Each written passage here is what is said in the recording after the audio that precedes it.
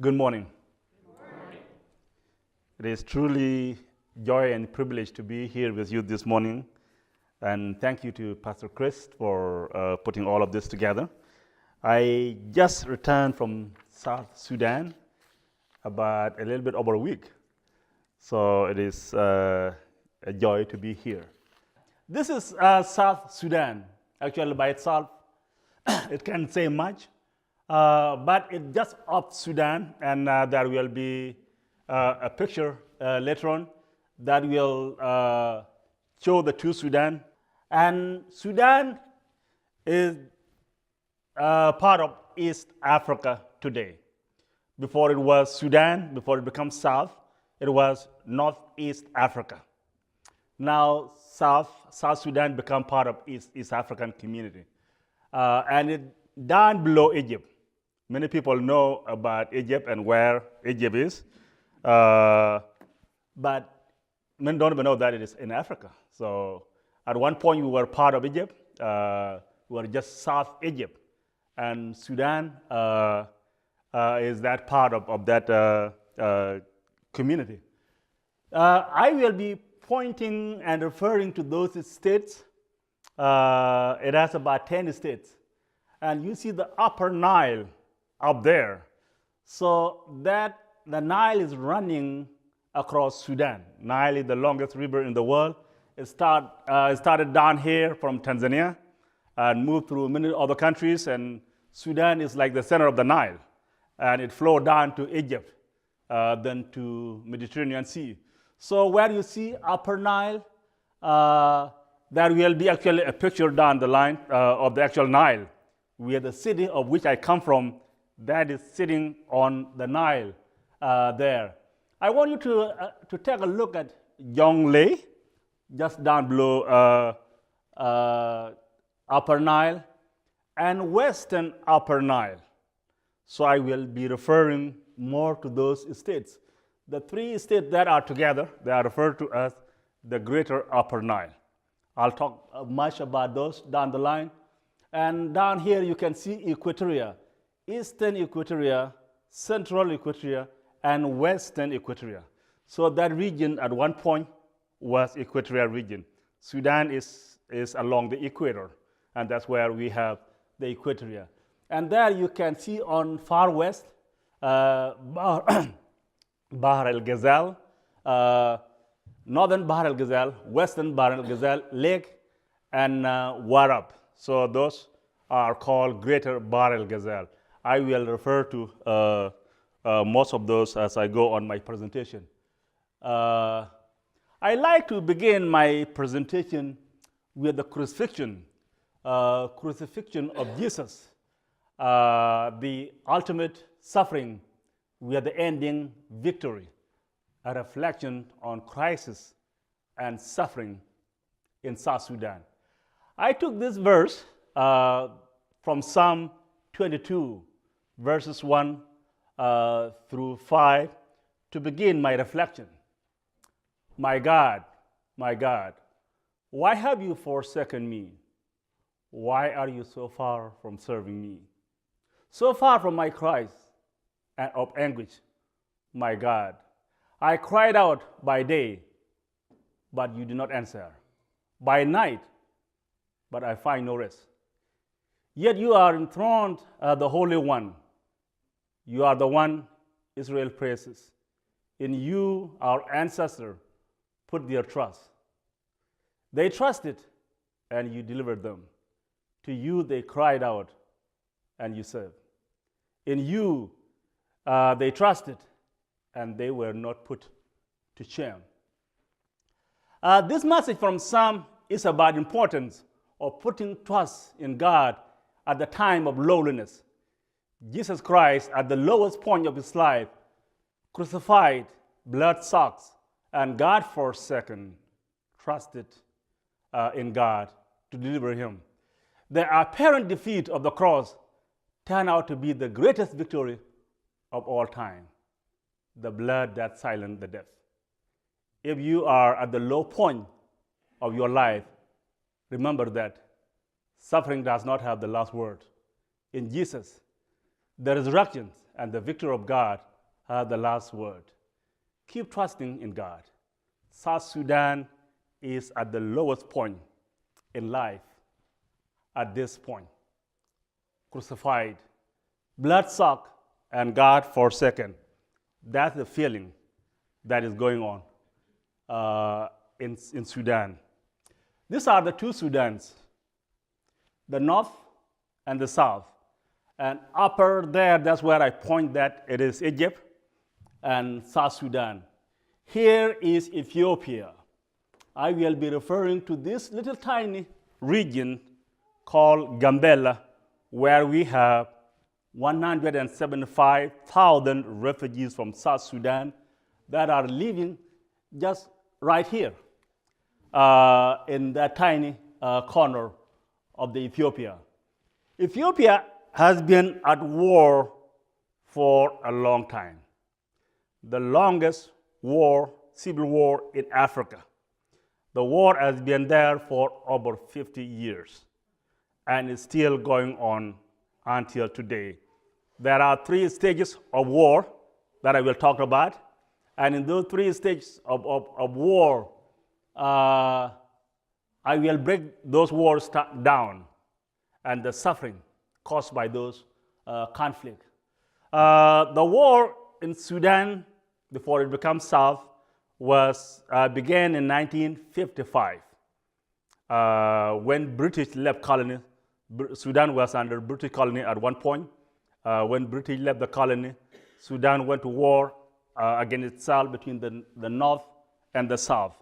The North up there is 90% Muslim, and the southern part of Sudan is nearly Christian part of the country and enemies, those who believe in African tradition. So you see Egypt up there. Egypt and the old North Africa is part of the Middle East because they are Islamic, they are Muslims. And Sudan, Northern Sudan is part of that group, the Muslim group that are connected to the Middle East. Now the Sudan is split into 2. Northern Sudan joined the North Africa as part of the Arab Muslim, Middle Eastern, and the South joined East Africa as part of the African community and Christian that is there. The war that was fought in the first stage was between 1955, but that war ended in 1972 with a peace agreement that the South was going to have local autonomy of itself. That agreement didn't work. In 1983, another war began in the Sudan. That war was fought until 2005. In that second part of the war, 2.5 million died in 21 years. About 4 million were displaced internally, and 4 other million were forced to refugees' life. If you add those numbers, the question that you could come to your mind, what is the population in South Sudan? The population in South Sudan is about 12 million. And in that 12 million, if 2.5 million died, 4 million were displaced internally, and 4 other million was forced to refugees' life. 4 million that were forced to refugees' life, 1 million of them sought refuge in the US and Canada. You add that math up, what comes to your mind that the whole Southern Sudan, the life is completely disrupted. Everybody's on the move. Either you are displaced internally or you were forced out of the country. There is no peace and settlement inside the country for the first 21 years of the war. The entire population, infrastructure of the country was completely destroyed. To begin with, there was nothing much beside what British had left in the country, and that was completely destroyed during that war. I don't know how many of you have heard about Sudan lost boys that came to this country, about over 3,000 of them 10 years ago. That's part of that suffering. When war erupted, began, people fled and you have kids, 10 or more, and parents and husband and wife could do only so much to grab all of those kids. Many kids run on their own, and they form a chain of walking, and they walk in tens of thousands. So on their own, they become Sudan lost boys. And United Nations found out about them and brought them to Kenya. And this is where the U.S. went and found out about them and brought 3,000 of them to the U.S. They've been in the U.S. for the last 10 years. They have succeeded. Many of them are educated now in the U.S. So we give thanks and glory to God for that. So that war between that began in 1983 came to an end in 2005. This is the celebration of the joy that South Sudan became independent, the world's newest nation in 2011. This is a joy of being free at last. Million poor on the streets in celebration. Religious groups, Muslims, Christians, and enemies come together and prayed. This image kind of caught my attention. Muslims and Christians coming and praying together. That is hard and rare. This is the joy of the peace that had come. We had hoped that that peace would last because we suffered a lot. 2.5 million that died out of a population of 12 million is a lot. We hope for peace, for lasting peace, security, prosperity, and liberty for all. But that peace didn't last long. 3 years later, tension arose between the president up there and the vice president. And that tension began on the run-up to the election. The vice president was challenging president and wanted to be elected president, and he was getting popularity and momentum. So the president didn't have a choice but launch an attack on the vice president and all the people that belong to that ethnic group of whom the vice president comes from. On December 15, 2013, just exactly 10 days before Christmas, war erupted in the nation's capital, Juba. Juba is right here. It's like we have Washington. War erupted in that city. And that war began by the presidential guard rushing out and storming the vice president's residency, killing all his bodyguards, and he had to slip off and run away. And then they turned to the city, door-to-door search. I don't know how many of you have heard about the 1994 Rwanda massacre. That was what happened in South Sudan in December 2013. In 3 days, December 15, 16, and 17, 20,000 died in the capital. And the war quickly spread all over the country. You could see the fire, all those are the cities. You see the Upper Nile there that I said is where I come from. The vice president is from that greater Upper Nile, and that's where the war centered. All of that greater Upper Nile, of which you saw Upper Nile, Jonglei, and Western Upper Nile, has completely been destroyed now. I come from a city up there called Melakal. It's a city of 150,000.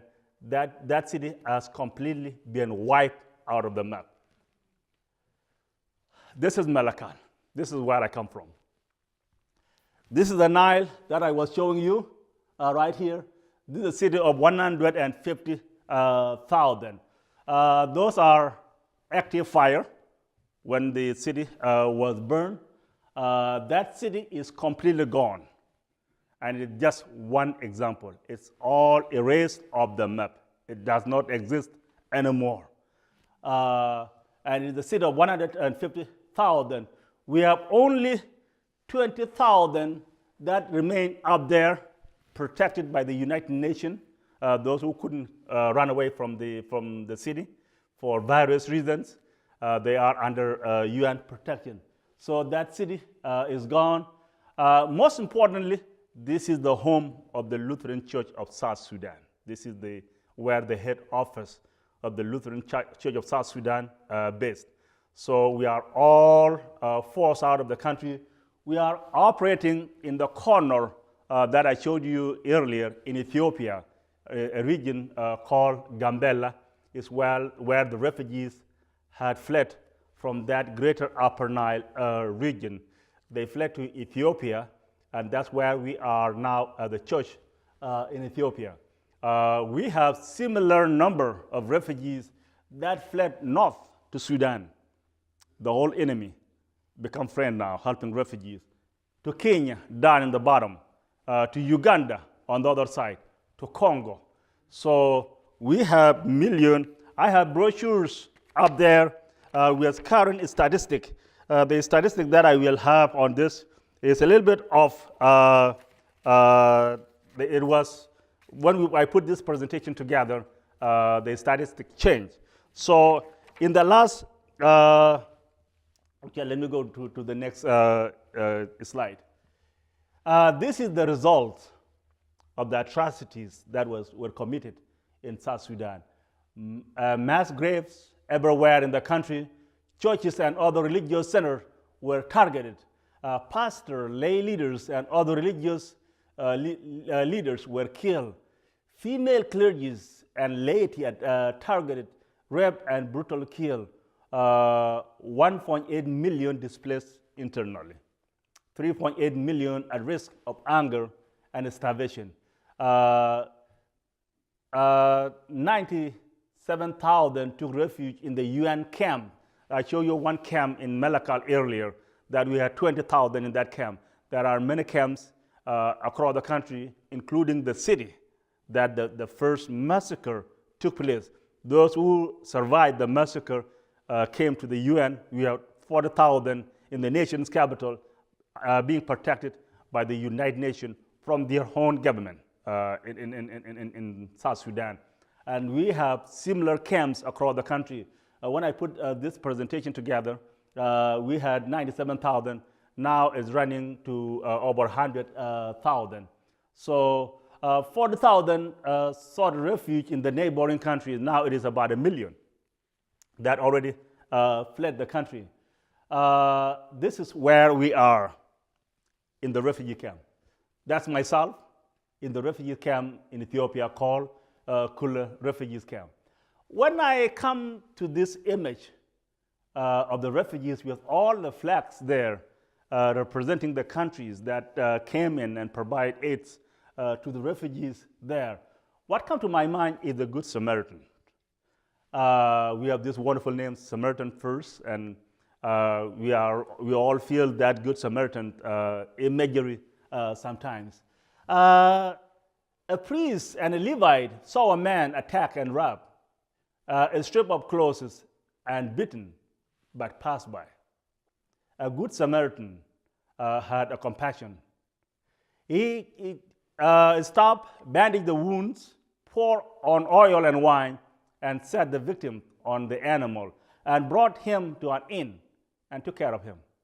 He paid 2 denarii, a 2-day worth of wage, and promised to pay extra more. The question that comes to my mind is a Good Samaritan. What about you and I? This is where we come in at the church. We feel we are the Lutheran, the Good Samaritan, the Lutheran Church of South Sudan. We are truly privileged to bring evangelical witness, to bring the gospel of hope amidst of brokenness and despair in the refugee's life. This is what the Good Samaritan did in the few weeks that we received the refugees. At the beginning of the war, we were receiving about 11,000 refugees in 24 hours. How much can you do to really help those people that in dire need? So this is the water system. That yellow piece is a water bag. and they deployed trucks to go draw water from the river and pump them on that water bags and have the refugees come and draw the water. That become the source of drinking water. They put some simple treatments of the water, but that's the best the Good Samaritan could do to help the refugees. So in no time, the flow of refugees was growing, and we have now about 175,000. That's the latrines, the bathrooms. You see the men on that picture and women on the other one. We have makeshift plastics. That's the best settlement the refugees could do. This is where we are today, the Lutheran Church of South Sudan. This is the leadership of our church under the tree. We were forced out of our houses by the war. That's myself there, and this is the actual leadership of the executive leadership of the church. We are now located in the border town of Gambela to bear witness of the gospel amidst of darkness and despair. We established congregations. We begin with 5. We are growing now. We have more than 20 congregations in many different refugee camps, because the 150,000 is not just one camp. We spread all about the western part of the region, and the camps are too huge. We may have 2-3 congregations just in one camp. So this is where we come in, the church. One way for us to respond to the crisis, refugees crisis, is to train our leaders. We established a seminary called Trinity Lutheran Seminary. We have a brochure on the table on that seminary. And we began with 20 pastors. Now we have 40 in the training. And actually our first cohort of that seminary will graduate in June this year.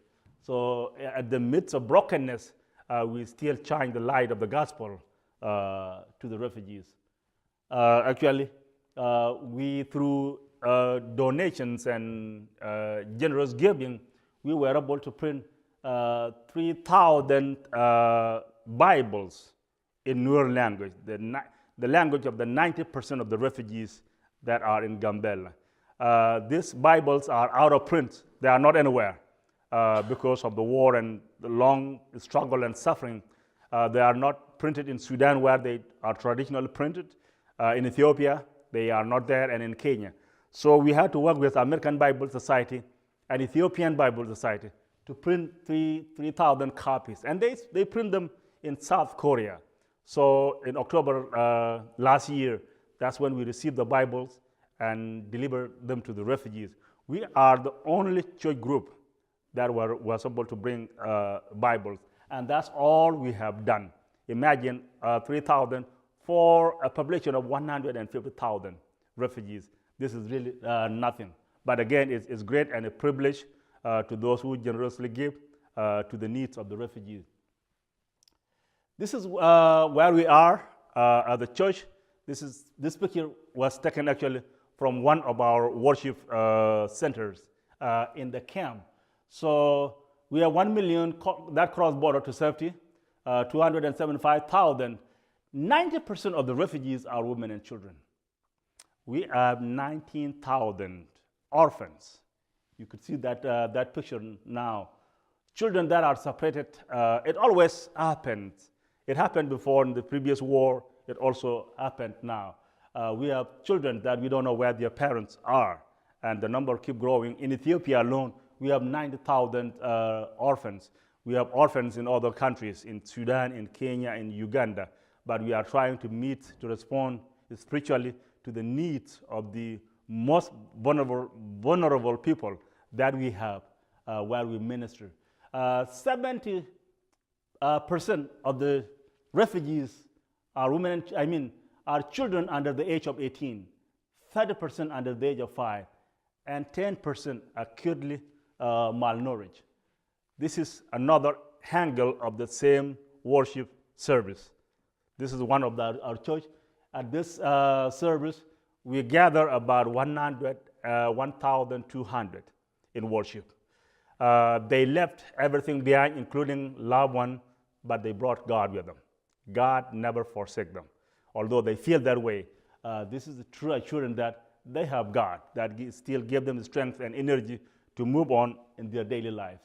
So this is what we call our midweek services. I don't know if any of you have ever seen refugees camp. This is the refugees camp. Those who fled their homes and live in the tents, UNHCR, that provide shelter for the refugees. And we have too many refugees that they put at least 4 families in just one tent. This is not a lot. I mean, there is no much room in the tent. But in the beginning, they didn't have anything much, so they try to provide assistance as much as possible. This in front there, you can see me sitting and my leadership team there in the camp. This is our midweek services in the camp. It's a Wednesday service whereby we come together, we worship, we praise God, and we celebrate the joy with those who were able to locate their loved ones, because during the war, family were separated. And when they discover that their parents are alive, family are alive, they bring out the news and we pray with them and we celebrate that joy with them. It's also a time that we mourn with those who found out that their loved ones are dead. So this become a crucial part of our ministry in the middle of the camp. This is really the joy of ministering to the refugees amidst of brokenness. That's myself there baptizing. I saw that baptismal font. It's really beautiful. I want you to see our baptismal font there. What is it? A cooking pot. A cooking pot. So that's all we have, and that's all we have to work with. Once we finish using it for baptism, the women take it and cook and make food out of that. That's the best we have. So, and nevertheless, it's scarcity. We have the joy of having Christ in the midst of the refugees and preaching joy of the gospel and hope and promises of the gospel. This is our services in the camp. I just talk about the orphans. We also have widows. A lot of women that are widows. This is commissioning of deaconesses. We have a great diagonal ministry to meet the need of the most vulnerable victims that we have, the women, which are the widows, and also the orphans. So we elected these leaders, and we commissioned them to minister to the orphans and also to the refugees. It became most crucial part of our ministry. This is the joy of the Bible that were delivered, 3,000 of them. So it was really great, and we are very grateful to the congregations that have been given for the last 3 years to the ministry and the needs of the Lutheran Church of South Sudan. The Trinity Lutheran Seminary. This is our signpost. What can you see behind that poster? A tree. That tree is our office. That tree is our church. That tree is our home. That tree is our seminary. That's where we have everything. In the refugee camp. That's our seminary. We don't have building, but we have students. We have faculty. The gospel is being taught. The light of the gospel is changing. It's shining, although we have nothing. We are preparing and equipping faithful pastors to minister to the needs of the refugees. I was here last year, and we talked about building what we call multi-purpose facility in that Gambela town that I showed you in Ethiopia. It's a city, actually. That's where our head office based, and we go to the camps, many of them, and minister to the refugees, where you see the baptism and also our midweek services there. So we came. That John Klein is the pastor in Des Moines at Zion Lutheran Church. Is the chair of what we put together as North American Advisor Board that help collect funds for the need of the church in South Sudan. He and I went to this company in Dallas, Texas, last year, and talked to that company for that brick-making machine. And the goal was that we can bring this brick-making machine to Gambela and build what we call multi-purpose facility in Gambela. We purchased the land. We own a land for the first time since war began, and we put a metal fence around that compound. So we wanted to build a multi-purpose facility which would house worship space like we have now, would also provide classrooms for our students, classrooms, office spaces, a library, and also a dormitory for our students. We thought that if we bring this machine, and we are still working on getting it there, the cost of building that would be cut in half. And not only that, we can build that. I imagine the rest of our congregation, you saw them in the camps in thousands. They've been worshiping under the tree for 3 years. So how long can they go? We need to put temporary shelter there for their worship service. If we bring this machine, it would help us immensely. We have one congregation that donated generously and paid for the purchase of that machine. We have money sitting now. We are finding a way to get the machine to Gambela, and also raising money for the inland for the transportation, and also purchase of the building materials there. Once we have this machine in Gambela, we still need more money to be able to buy materials to build our multipurpose facility in Gambela. We have brochures and praying cards behind there. We give thanks and glory for the partnership that we have had for years, and we need more partners. One thing that we request out of our partnership beyond their financial giving is prayers. So we want to partner with you in prayers. South Sudan is at a difficult time now. We can only sustain our ministry through your prayers. We need to pray for the end of the violence and atrocities, for peace to return to South Sudan, for our pastors and lay leaders to proclaim the gospel with boldness, to pray for the safety of our pastors and our staffs and our evangelists. They advance God's kingdom among the refugees and the displaced. So the need there is that multipurpose facility. That 7,000 was away last year that I put this presentation together. But we need a different figure now. With all the donations, Zion Lutheran Church in Des Moines is where our collections and funds are being managed. There, they have an account for us, and they make sure that funds reach the refugees in South Sudan, in Gambela. It is truly a joy and privilege to be with you today and to share the needs of the church and the suffering of the people of South Sudan with you. I want you to pray for the people of South Sudan and for the Lutheran Church of South Sudan.